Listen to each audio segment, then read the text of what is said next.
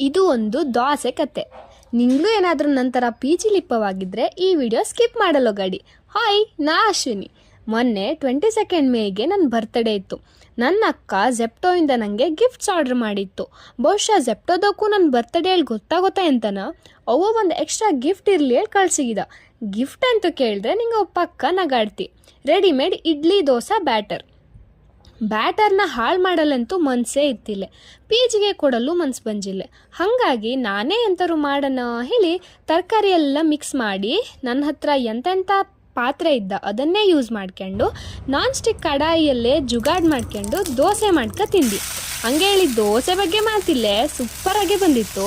ನೋಡಿದ್ರಾ, ಬೆಂಗಳೂರಲ್ಲಿದ್ದು ಕೂಸು ಆರಾಮಿದ್ದು ಹೇಳ್ತೀನಿ ಹಿಂಗೆ. ನಂಗಳ ಪಾಡಿಲ್ಲಿ ನಂಗಕ್ಕೆ ಗೊತ್ತಿದ್ದು.